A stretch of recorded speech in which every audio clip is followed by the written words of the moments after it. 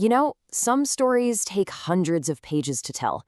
This one, it gets told in about 5 minutes. We're going to deconstruct one of Bob Dylan's most cinematic, most heartbreaking songs. It's a story about a chance encounter, a lifetime of what-ifs, and that razor-thin line between choice and destiny. This is Simple Twist of Fate. And bam, the song just drops you right in. There's no intro, no setup. It's just two people, a park, and the night rolling in. Dylan creates this mood of quiet intimacy right away, but you can already feel a little bit of sadness in the air. You could almost feel it getting colder as that sky gets dark. Okay, so to really get to the heart of this song's power, we've got to follow the narrator's journey, from that very first spark to his final lonely thoughts. So let's do it. Let's walk through this story, verse by verse, and see how Dylan builds this whole world of memory and loss. Right away, there's this huge, jarring contradiction here. First, you get this electric, undeniable connection, a spark that he literally feels in his bones. But in the very next breath, it's regret, a wish that he'd gone straight. So this isn't just a simple meeting. It's a moment that throws a spotlight on a past he's trying to escape. And this is absolutely key. Dylan doesn't waste any time. He immediately takes this deeply personal, human moment, that spark, and frames it as something totally beyond their control. Our narrator is already looking for a cosmic reason, an outside force to explain what's happening to him. The imagery here is just fantastic, so cinematic. You can just picture it, a strange hotel, that neon burning bright, and that feeling, the heat of the night hitting him like a freight train, wow. That's a powerful, almost violent way to describe how overwhelming this whole thing feels. This isn't gentle, it's a force of nature. So while he's waking up, she's not just gone, she's already moving on. Her whole departure is summed up by this small, anonymous act of charity. For her, the night is over. She does this one simple thing and, just like the song says, she forgot. The entire intense experience is just something in her past now. But for him, it's the complete opposite. Her act of forgetting is his moment of awakening. While she's dropping a coin, he's just beginning to grasp the sheer size of what he's lost. Her simple little act of closure is the start of his endless obsession. So yeah, the room is bare, but so is he.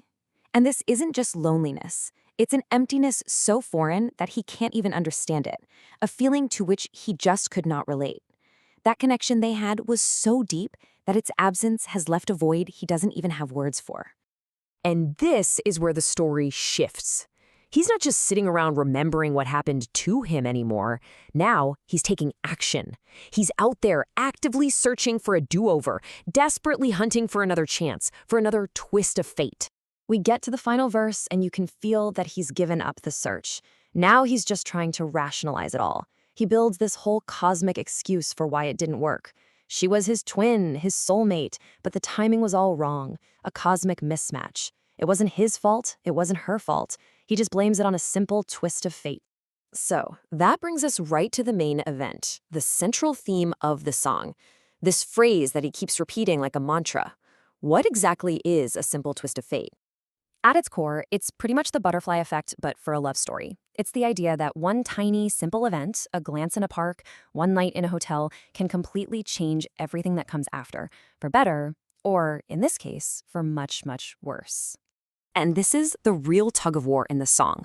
On one hand, you have clear actions, clear choices they made. They felt a spark. They went to a hotel. He hunts for her. But layered on top of all that is this language of fate, forces he couldn't control, like a freight train or the stars aligning wrong. It really makes you ask, is he a victim of destiny, or is fate just a more comforting story to tell yourself to avoid the pain of your own choices?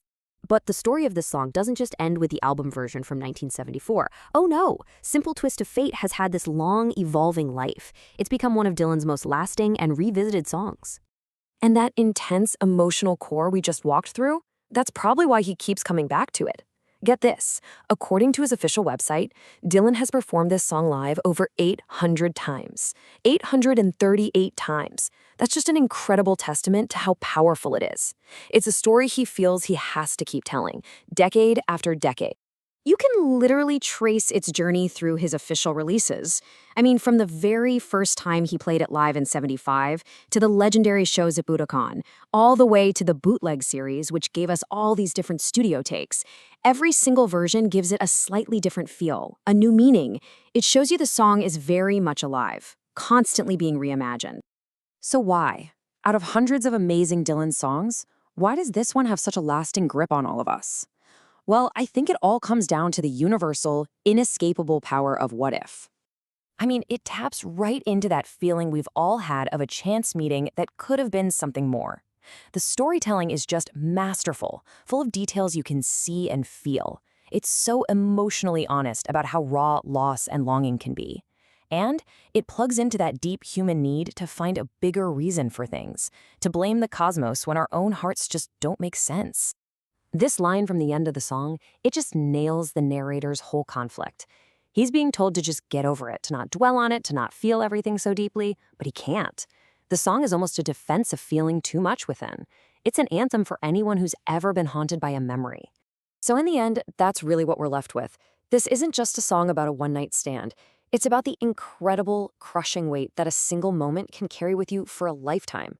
And it's about all the elaborate stories of soulmates, of bad timing, of fate that we build just to help us make sense of it all. Which leaves all of us with one final lingering question. It's the same question the narrator spends his whole life trying to answer, and it's the one the song leaves for us to think about. What really happens when a single moment ends up lasting a lifetime?